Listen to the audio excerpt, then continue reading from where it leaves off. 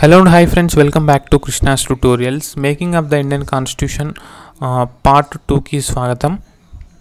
Before beginning the video, let me quickly explain you something important and interesting which will really help your preparation. So TS and AP last year 2022 ki prepare aituన్న students అందరూ కూడా so నేను provide చేస్తున్నటువంటి ఈ sectional test and mock full length mock టెస్ట్ని కూడా వినియోగించుకోవాల్సిందిగా మనవి. So price is 499 rupees only. So I'm giving 50% discount which will end on 1st May 2022. So payment details are mentioned here. So you have to follow that process mentioned over there.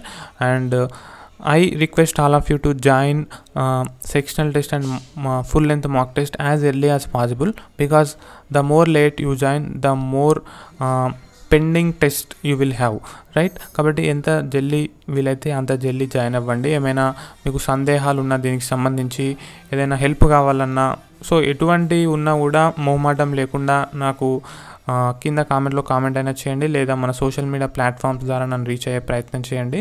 So this is about mock test. So coming back to our topic, making of the Indian constitution part 2. So నిన్న మనం background చూసాము. So ఏ విధంగా 1934లో MN Roy అనే communist leader constituent assembly అన్న ప్రతిపాదన తీసుకొని వచ్చాడు. తర్వాత 1935లో ఇండియన్ నేషనల్ కాంగ్రెస్ కూడా సేమ్ ప్రపోజల్ చేసింది. తర్వాత 1938లో Nehru on behalf of Indian National Congress భారతీయులే అవతల వారి యొక్క ఇంటర్ఫియరెన్స్ లేకుండా, అవుట్ సైడ్ కంట్రీ ఇంటర్ఫియరెన్స్ లేకుండా భారత రాజ్యాంగాన్ని భారతీయులే రూపొందించుకోవాలని Nehru on behalf of Indian National Congress ఒక డిమాండ్ చేశాడు. తర్వాత మనం చూసాం ఇలా 1939లో వరల్డ్ వార్ 2 అయితే మొదలైంది. సో వరల్డ్ వార్ 2లో ఇండియన్స్ యొక్క మద్దతు పొందేందుకు బ్రిటిష్ ప్రభుత్వం కొన్ని ఆఫర్స్ అయితే చేసింది. సో అందులో 1940 సంవత్సరంలో ఆగస్ట్ ఆఫర్ అయితే చేసింది. సో అది ఫెయిల్ అయింది. తర్వాత 1942లో క్రిప్స్ మిషన్ మన ముందుకు వచ్చింది. సో అది కూడా ఫెయిల్ అయింది. తర్వాత 1946లో మనకు cabinet machine. So cabinet mission plan అయితే తెర మీదకి వచ్చింది. సో ఇది మొత్తానికి సక్సెస్ అయింది. సో ఈ క్యాబినెట్ మిషన్ ఆధారంగానే మనకు కాన్స్టిట్యూయెంట్ అసెంబ్లీ ఎన్నిక అవ్వడం జరిగింది. ఓకే, కాన్స్టిట్యూయెంట్ అసెంబ్లీ ఎన్నికైంది. దేన్ని ఆధారంగా చేసుకొని అంటే క్యాబినెట్ మిషన్ ప్లాన్ 1946. సో ఈ క్యాబినెట్ మిషన్ ప్లాన్లో కూడా 3 వ్యక్తులు ఉన్నారు ముఖ్యంగా. So I hope you remembered the names of 3 persons. Pethick Lawrence ఒకరు, సర్ పెథక్ క్లారెన్స్ ఒకరు, స్టఫార్డ్ క్రిప్స్ రెండో వ్యక్తి, తర్వాత ఏవి అలెగ్జాండర్. సో ఈ 3 కూడా ఈ క్యాబినెట్ మిషన్లో ఉన్నారు. సో వీళ్ళు కొన్ని ప్రతిపాదనలు తీసుకొని వచ్చారు ఒక ప్లాన్ రూపంలో.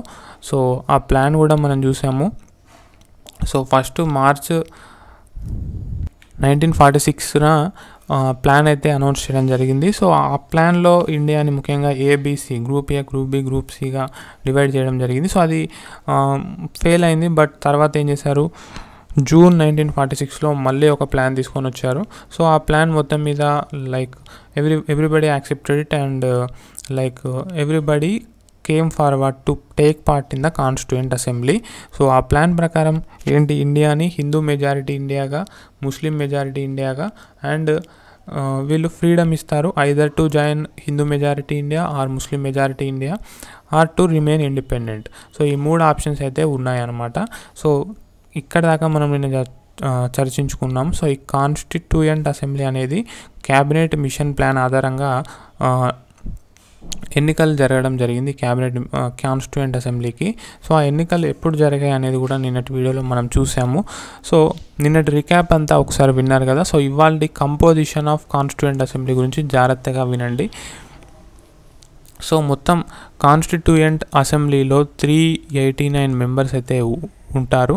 సో ఆ 389 మెంబర్స్లో కూడా 296 మెంబర్స్ ఏమో బ్రిటిష్ ఇండియా ప్లస్ 93 మెంబర్స్ ఏమో princely states. So British India అంటే ఏ స్టేట్స్ అయితే బ్రిటిష్ ప్రభుత్వం యొక్క డైరెక్ట్ కంట్రోల్లో ఉన్నాయో వాటిని బ్రిటిష్ ఇండియన్ ప్రొవిన్సెస్ అంటాము. ప్రిన్స్లీ స్టేట్స్ అంటేనేమో ప్రిన్స్, సో ఒక రాజు లేదా రాణి పరిపాలిస్తున్నటువంటి స్టేట్స్ని మనం ప్రిన్స్లీ స్టేట్స్ అంటాం. సో ఇంకా అప్పటికి కూడా రాజులు రాజ్యాన్ని ఏలుతున్న కాలం అది. సో 93 ఏమో ప్రిన్స్లీ స్టేట్స్. సో ఈ 296 ప్లస్ 93 కూడితే మనకు 389 అయితే వస్తుంది. అయితే వినండి, ఈ 296 ఏదైతే ఉందో ఈ 296లో కూడా 292 నేమో 11 గవర్నర్ ప్రొవిన్సెస్ నుంచి ఎన్నిక అవ్వాలన్నమాట. మిగతా 4 ఉన్నాయి కదా, సో అవి చీఫ్ కమిషనరేట్ ప్రొవిన్సెస్ నుంచి. ఓకే, చీఫ్ కమిషనరేట్ ప్రొవిన్సెస్ నుంచి 4 డెలిగేట్స్ అయితే ఉంటారు. సో ఇది 296 ప్లస్ ప్రిన్స్లీ స్టేట్స్ నుంచి 93 మంది రావాల్సి ఉంటుంది. మొత్తం 389 మందితో కాన్స్టిట్యూయెంట్ అసెంబ్లీ ఉండాలి. కానీ జూలై ఆగస్ట్ 1946లో జరిగిన కాన్స్టిట్యూయెంట్ అసెంబ్లీ ఎన్నికల్లో ఈ 296 సీట్స్కి మొత్తానికి 296 సీట్స్ కూడా ఫిల్ అవ్వడం జరిగింది. సో ఈ 296లో 208 ఏమో ఇండియన్ నేషనల్ కాంగ్రెస్ గెలుచుకుంది. తర్వాత 73 సీట్స్ ఏమో ముస్లిం లీగ్ గెలుచుకుంది. అండ్ అదర్స్ 15 సీట్స్ గెలుచుకోవడం జరిగింది. ఓకేనా friends, 208 plus 73 plus 15 is equal to 296. So British ఇండియాలో ఉన్నటువంటి 296 సీట్స్కి 296 సీట్స్ కూడా ఫిల్ అయ్యాయి కాన్స్టిట్యూయెంట్ అసెంబ్లీలో. సో మిగిలిన 93 సీట్స్ సంగతి ఏంటి అంటే ప్రిన్స్లీ స్టేట్స్. సో ప్రిన్స్లీ స్టేట్స్కి ఏం చెప్పారు అంటే ప్రిన్స్లీ స్టేట్స్ని ముఖ్యంగా రాజులు పరిపాలిస్తున్నారు కదా, కింగ్స్, ప్రిన్సెస్. సో వాళ్ళకి ఏం చెప్పారంటే మీరు ఒకరిని రిప్రజెంటేటివ్ని పంపించండి కాన్స్టిట్యూయెంట్ అసెంబ్లీలోకి. ఓకే, భారత రాజ్యాంగాన్ని నిర్మించే ప్రాసెస్లో మేము ఉన్నామని చెప్పేసి ఈ యొక్క ప్రిన్స్లీ స్టేట్స్కి లైక్ ఎలక్షన్స్ అయితే నిర్వహించలేదు, ఒక రిప్రజెంటేటివ్ని పంపించమని చెప్పేసి ప్రిన్స్లీ స్టేట్స్కి చెప్పడం జరిగింది. బట్ ప్రిన్స్లీ స్టేట్స్ కాన్స్టిట్యూయెంట్ అసెంబ్లీలో పాల్గొనడానికి ఒప్పుకోలేదన్నమాట. So like they want to be independent. So constituent assembly form అయింది ఎందుకు?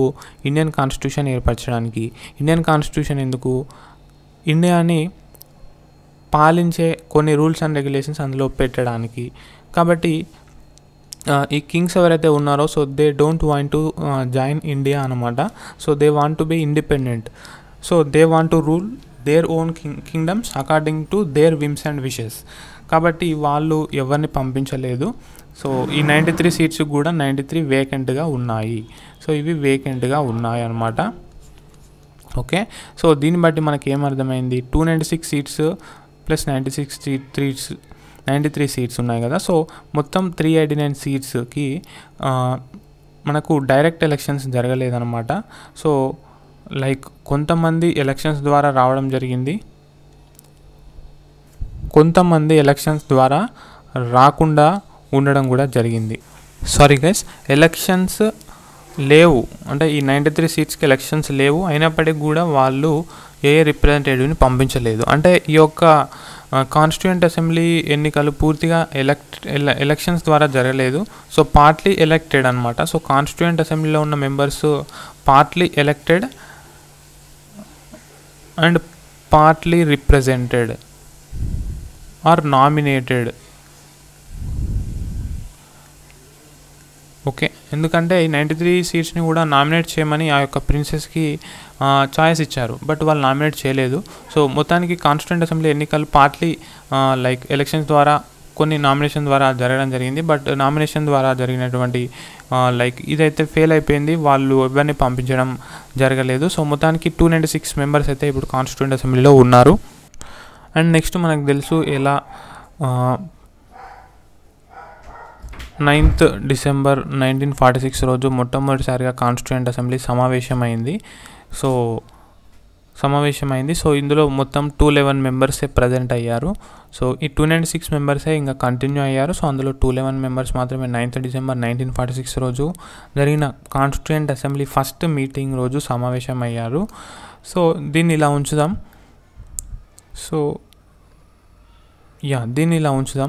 సో ఇప్పుడు కట్ చేస్తే మనకు 1947 ఫిబ్రవరి 20న ప్రైమ్ మినిస్టర్ క్లెమెంట్ అట్లీ ఒక డిక్లరేషన్ చేయడం జరిగింది.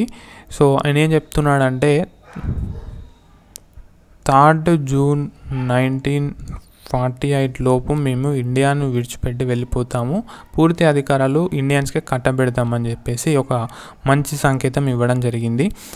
సో మనకు ఈ అనౌన్స్మెంట్ ఎప్పుడు జరిగింది? ఓకే, అట్లీస్ట్ అనౌన్స్మెంట్ అంటాము. సో 3 జూన్ 1948 లోపు విడిచిపెట్టి వెళ్ళిపోతామని చెప్పేసి 20th ఫిబ్రవరి 1947 రోజు చెప్పడం జరిగింది. సో ఇది చెప్పిన కొన్ని రోజులకే ఈ చెప్పిన మరుసటి రోజే వైస్రాయ్ ఆఫ్ ఇండియా చేంజ్ అవ్వడం జరిగింది. So viceroy of India change అవ్వడం జరిగింది. సో అప్పుడు వైస్రాయ్ ఎవరుండే అంటే వేవెల్ ఉండే అనమాట. సో అతను పోయి ఎవరు వచ్చారు కొత్తగా వైస్రాయ్ అంటే lord mount baton. So lord mount baton ఇప్పుడు ఇండియా యొక్క వైస్రాయ్ అనమాట. కంటిన్యూషన్ చూద్దాం. So lord mount baton 3 June 1947 రోజు ఒక ప్లాన్ అయితే తీసుకొని వచ్చాడు. దాన్నే మనం 3 జూన్ ప్లాన్ అంటాము. ఓకే, 3 జూన్ ప్లాన్ అంటాము, లేదా మౌంట్ బ్యాటన్ ప్లాన్ అని చెప్పేసి కూడా అంటాము. మౌంట్ బ్యాటన్ ప్లాన్ అతని పేరు మీదే ఆ ప్లాన్ కూడా పిలవడం జరుగుతుంది. సో ఈ యొక్క 3 జూన్ ప్లాన్ ప్రకారము ఇండియాని పార్టిషన్ చేస్తామని చెప్పడం జరిగింది. So this is India. So this will be divided into India and Pakistan. So విభజించడం జరిగింది. Like he proposed this plan, India should be divided into India and Pakistan. అదేవిధంగా ఇతను ప్రిన్స్లీ స్టేట్స్ ఉంటాయి కదా, సో ప్రిన్స్లీ స్టేట్స్కి ఫ్రీడమ్ ఇచ్చాడు. Either to join India or Pakistan or remain independent. Okay, so చాలా తతంగాలు అయితే నడిచాయి. So we're going to deal only what is needed. So ఇక్కడ మనకు ఇండియా లైక్ ప్రిన్స్లీ స్టేట్స్ ఉన్నాయి కదా. సో 563 ప్రిన్స్లీ స్టేట్స్ గాను 560 కూడా ఇన్స్ట్రుమెంట్ ఆఫ్ యాక్సెషన్ సైన్ చేసి ఇండియాలో కలవడం జరిగింది. సో 3 ప్రిన్స్లీ స్టేట్స్ ఉన్నాయి కదా. సో ఒకటేమో జునాగర్, 2 హైదరాబాద్, 3 జమ్మూ అండ్ కాశ్మీర్. సో ఈ 3 కూడా ఇంకా ఇన్స్ట్రుమెంట్ యాక్షన్ సైన్ చేయలేదు. ఇవి అటు ఇండియాలో కలవలేదు, అటు పాకిస్తాన్లో కూడా కలవలేదు. సో జునాగర్లో ఉన్నటువంటి కింగ్ ఎవరు అంటే మొహమ్మద్ మహబత్ ఖాన్. అతను ఒక ముస్లిం లీడర్ అనమాట. సో ముస్లిం రాజు, బట్ జునాగర్లో ఉన్న ప్రజలంతా మోస్ట్లీ హిందూసే అనమాట. సో ఈ యొక్క ముస్లిం కింగ్ ఏం చేశాడు అంటే జునాగర్ని పాకిస్తాన్లో మిళితం చేద్దాం అనుకున్నాడు. సో పాకిస్తాన్లో కలవాలనుకున్నాడు, బట్ అక్కడ ఉన్నటువంటి హిందూస్ అంతా కూడా ఎజిటేషన్ స్టార్ట్ చేయడం జరిగింది, ఆందోళనలు చేయడం జరిగింది. So Indian political leaders interference చేశారు. ఇక్కడికి వచ్చేసి ఒక ప్లెబిసైట్ అయితే కండక్ట్ చేయడం జరిగింది. సో ప్లెబిసైట్ నిర్వహించారు. సో ఆ ప్లెబిసైట్లో ఏం తేలింది అంటే, ప్లెబిసైట్ అంటే ప్రజాభిప్రాయ సేకరణ అని చెప్పుకోవచ్చు అచ్చ తెలుగులో. సో లైక్ ఓటు వేస్తారు, ఇండియాలో జాయిన్ అవ్వాలనుకుంటున్నారా, మీరు పాకిస్తాన్లో జాయిన్ అవ్వాలనుకుంటున్నారా అని చెప్పేసి ప్రజలందరి చేత ఒక ఓటు అయితే వేయించడం జరిగింది. సో అందులో అందరూ కూడా ఇండియాలో జాయిన్ అవుతామని చెప్పేసి మ్యాక్సిమం ఇండియాలో జాయిన్ అవుతామని చెప్పడం జరిగింది. అల్టిమేట్గా ఈ యొక్క జునాగర్ అనేది ఇండియాలో మిళితం అయిపోయింది. నెక్స్ట్ మిగిలింది ఏంటి మనకు, హైదరాబాద్ కదా ఇక్కడ. సో హైదరాబాద్ అప్పుడు పరిపాలిస్తున్న కింగ్ ఎవరు, మీర్ ఉస్మాన్ అలీ ఖాన్. సో అతను అటు ఇండియాలో కలుద్దాం అనుకోలేదు, ఇటు పాకిస్తాన్లో కలుద్దాం అనుకోలేదు. సో ఇతను కూడా ఒక ముస్లిం క్యాండిడేట్, బట్ అక్కడ ఉన్నటువంటి హైదరాబాద్లో ఉన్నటువంటి ప్రజలంతా కూడా హిందూసే. సో అతను ఏమనుకున్నాడు, నేను ఇండిపెండెంట్గా ఉంటానని చెప్పేసి అతను అభిప్రాయపడ్డాడు. So he want to be independent king. So ఒకవేళ భారత ప్రభుత్వం తనని ఎదిరించడానికి వచ్చి, తనని బెదిరించడానికి వచ్చి తనను లొంగిపోమంటే సో తన దగ్గర ఉన్నటువంటి సైన్యం, దాన్నే మనం రజాకార్స్ అంటాము. సో ఆ సైన్యాన్ని ఉపయోగించి లైక్ భారత ప్రభుత్వాన్ని తిప్పికొడదామని చెప్పేసి అనుకున్నాడు. బట్ అప్పట్లో సర్దార్ వల్లభాయ్ పటేల్ చొరవ తీసుకొని సో ఆపరేషన్ పోలోనైతే చేయడం జరిగింది. సో ఆపరేషన్ పోలో ద్వారా హైదరాబాద్ని ఇండియాలో మిళితం చేయడం జరిగింది. Okay, operation polo. So Sardar Vallabhbhai Patel is the first deputy prime minister of India and he is also called iron man of India. Okay guys,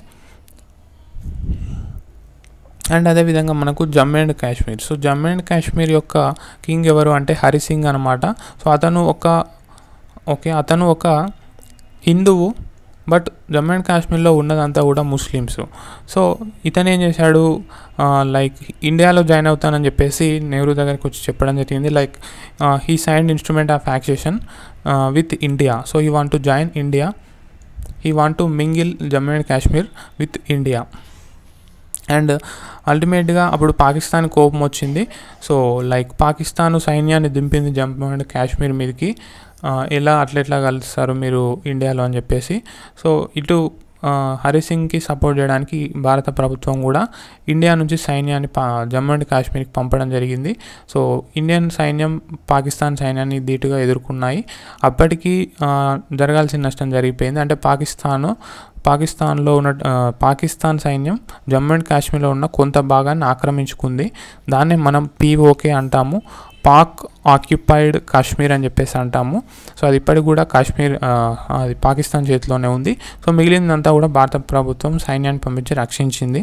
so Hari Singh అప్పట్లో ఏం ఒప్పందం కూర్చుకున్నాడంటే ఇండియన్ లీడర్స్తో, సో మేము మీతో జాయిన్ అవుతాం కానీ మీరు తయారు చేసే కాన్స్టిట్యూషను మాకొద్దు, మేము సపరేట్ చేసుకుంటామని చెప్పేసి అన్నాడు. ఈ విధంగా కొన్ని కండిషన్స్ అయితే పెట్టడం జరిగింది.